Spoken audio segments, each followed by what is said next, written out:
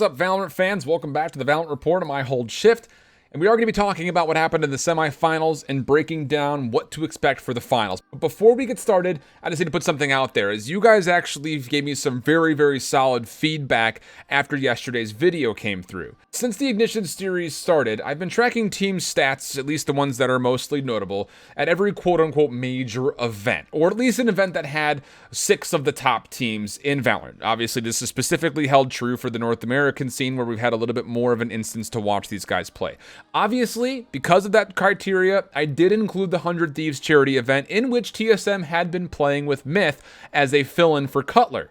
I initially considered the possibility of leaving Team Solomid's stats off of that because of that last second fill-in, but it just felt strange to count the statistics for 7 squads and not the 8th. But your guys' feedback was 100% valid, and I'm going to be taking that tournament off of my statistics page, so you'll stop hearing me talk about TSM specifically in their outing during that charity event. Again, I just can't say enough. Thank you guys for coming forward and providing a lot of critical feedback, and know that I'm not one that is too proud to fall on their own sword when I'm wrong. So you're not going to hear me ever admit oh, you're wrong, I'm right. The whole idea here is that we're trying to build a community alongside one another, not me being in front or on top of all of you guys because I'm creating and you're watching.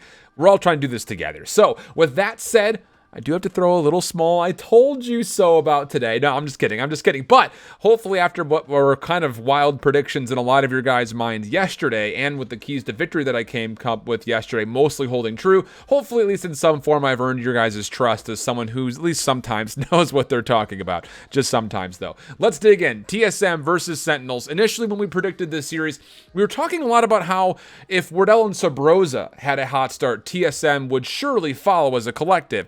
This wasn't necessarily in neglection of Drone, who I absolutely did praise after the day 1 and day 2 group stage games, but more just that as the primary operator and the go-to controller and smoke player, these roles are going to be very important and very crucial against a team like Sentinels, who are absolutely 100% well coordinated on their attacks and their retakes.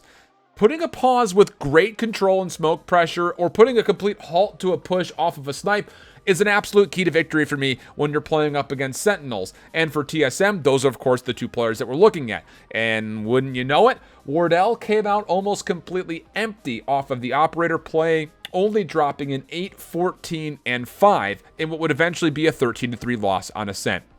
Outside of one good 3-round spree for TSM, there really was not much positive to talk about, as Dapper was putting to bed any good moment for TSM early, and in those early opening rounds, they were able to build a pretty convincing lead, which essentially enabled Sinatra to go ahead and do Sinatra things, which would swing this eventually out of control. Bind wasn't much different, as Dapper again showcased that he very well could be one of the best, if not the best, Cypher in Valorant, and even with Wardell finding more individual value, it was not enough to aid the collective team, as they would drop Bind 13-4. And now I did predict this to be a 2-0, but I won't toot my own horn on this one, because in no world would I have expected this series to go as convincingly as it did. I thought this was going to be close. I expected maybe a couple overtimes here or there, and I was very prepared to be wrong in this prediction. It just wasn't. I'm just kidding. I'm just playing. We're having fun. Homeless versus Cloud9 was our second matchup up, and this was a weird series to watch, mostly because Homeless was doing just about everything right, or so you thought, until you started to look more at the stat lines and realize that in both of the maps, it was kind of like they were essentially playing a 4v5 the entire way through the series.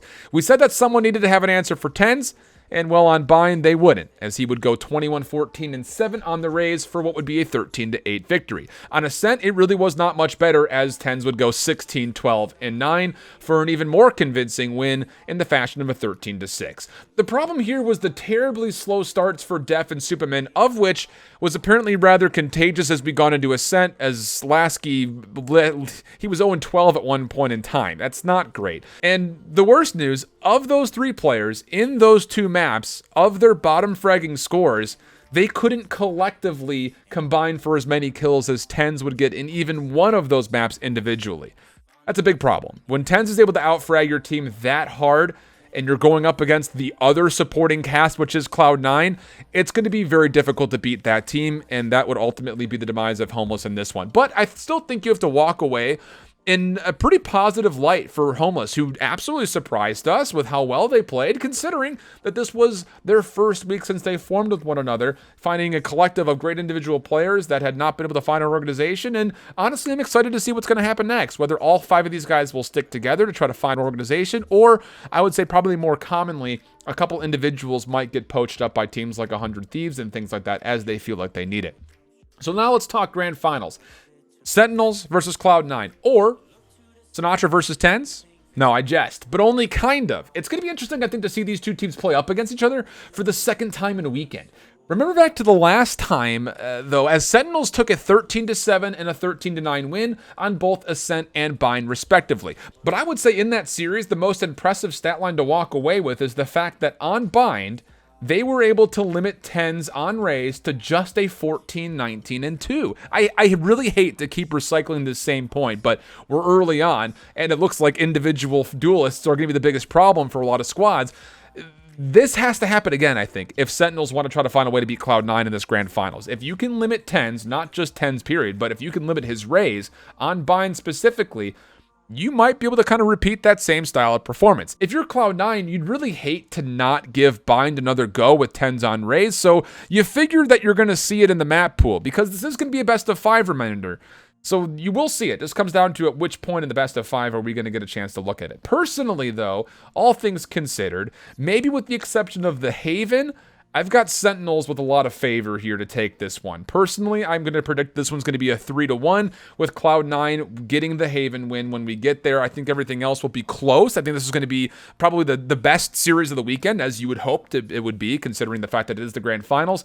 And I think that we're going to be rewarded with that. I think it's going to be a very close series no matter what the outcome is, but I think Sentinels is looking just too good as a collective this weekend to be completely stopped. Game time, 5 o'clock p.m. Eastern time, as I'm kind of reading it, 2100 CST if you're in Europe, I guess, and I believe that's also 2 o'clock Pacific. So hopefully all this stuff is good for you guys. Again, thank you for the feedback. Feel free to always let me know when you think that something could be changed. If you want to see more of something or less of something, let me know. I want to make this show good with you guys, so feel free to always get in the comments and let me know how things look for you. Until the next one, though, hope to see you guys back right after the grand finals, but until that point, I hope that you guys out there keep holding it down. Later.